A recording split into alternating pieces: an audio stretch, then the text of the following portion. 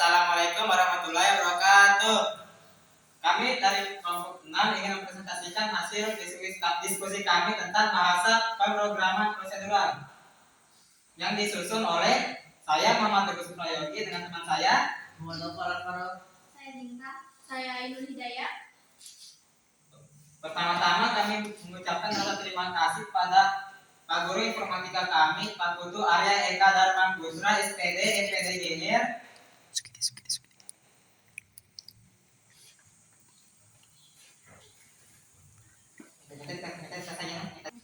Tidak. Puji syukur kehadiran Tuhan Yang Maha Esa atas terselesaikannya tugas kelompok informatika ini. Materi ini disusun sebagai wujud dedikasi kami dan mengeksplorasi dasar-dasar komputasi. Dan juga terima kasih yang sebesar-besarnya kami aturkan kepada Bapak Putu Arya Eka Dharma Putra, SPD MPD GR selaku guru pembimbing mata pelajaran informatika kelas 10. Berkat arahan beliau, kami berhasil menyusun materi yang dalam ini. Kami berharap paparan ini tidak hanya memenuhi kriteria tugas akademik, melainkan mampu memperluas cakrawala berpikir rekan-rekan semua mengenai pentingnya logika pemrograman terstruktur dalam kehidupan teknologi modern saat ini. Struktur materi ini yaitu bab pertama pendahuluan ruang lingkup, bab kedua yang disusun pembahasan teori paradigma, eksplorasi struktur dan logika kode, dan bab tiga tentang konklusi dan referensi.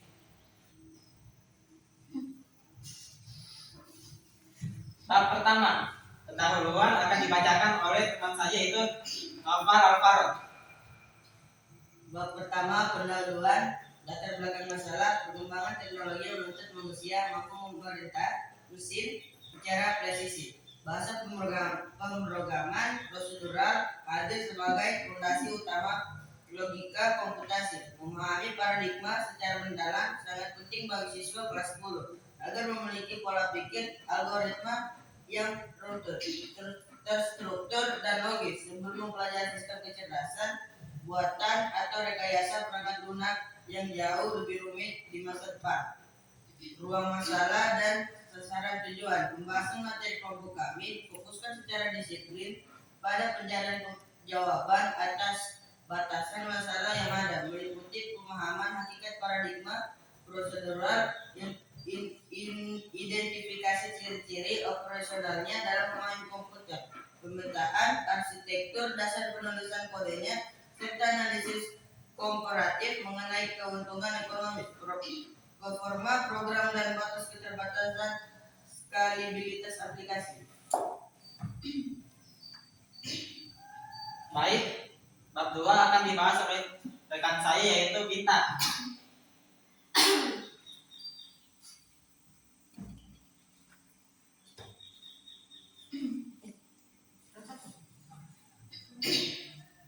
Baik, yang kedua definisi paradigma pemrograman prosedural.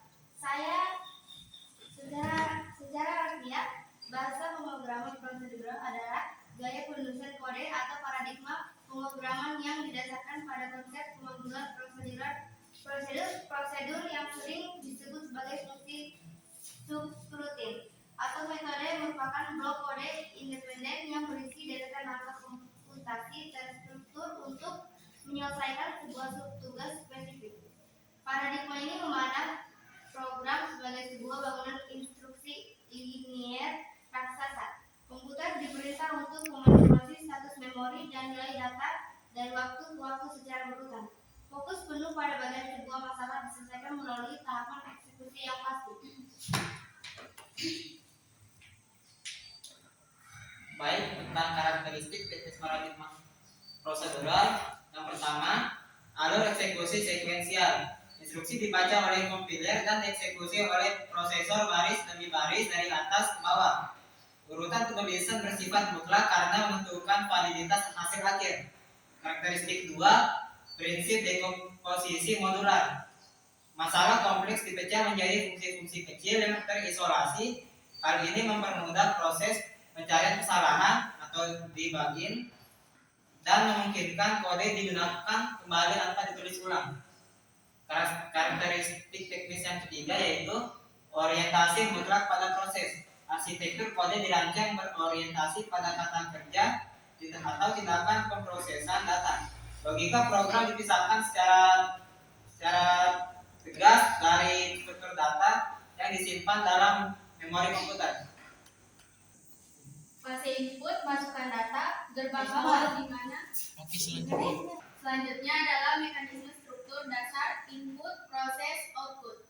Fase input, masukkan data, gerbang awal di mana program meminta dan menerima data dari luar ekosistem sistem. Data ini dapat bersumber dari papan ketik pengguna, pembacaan dokumen file eksternal, ataupun tangkapan sensor perangkat keras fisik.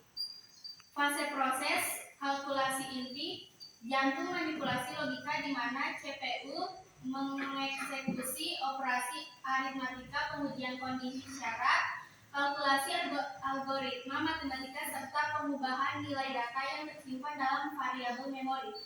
Fase output, keluaran informasi, tahapan terminasi operasi di mana informasi matang hasil olahan komputer disajikan kembali kepada manusia, baik melalui visualisasi layar monitor, cetakan fisik printer, maupun konversi dokumen digital. Berikut 3 elemen pengendali logika kode.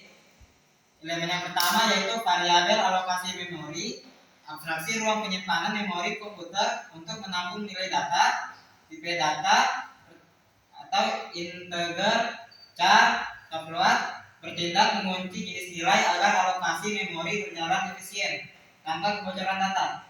Elemen yang kedua yaitu struktur kendali percabangan, mekanisme pengambilan keputusan cyber, program sebuah kondisi boolean benar atau salah lewat instruksi if atau else untuk menentukan jalur alternatif mana yang ditempuh selanjutnya.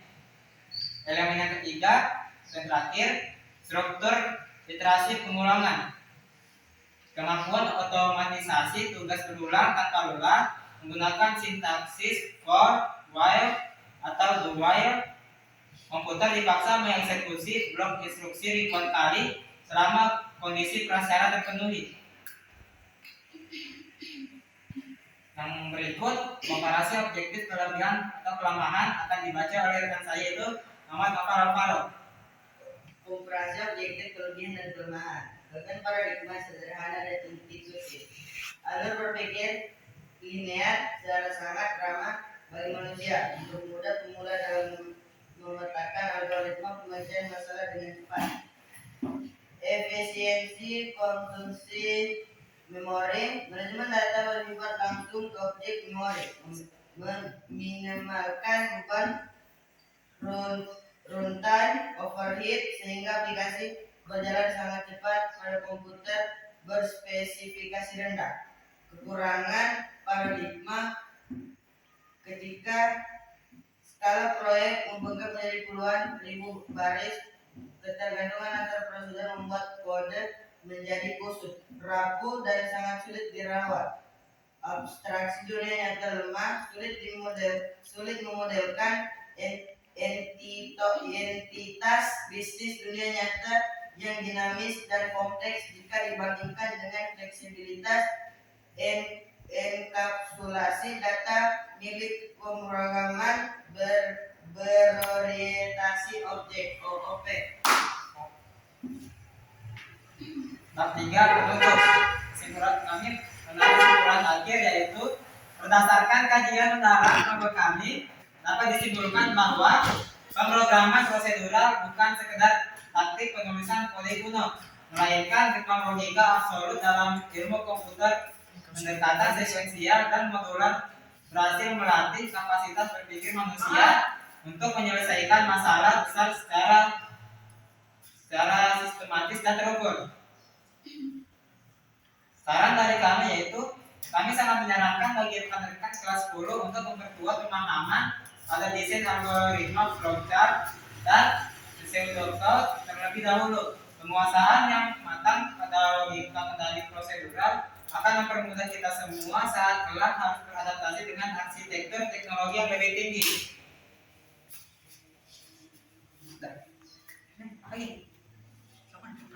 Baik, sekian hasil diskusi kami.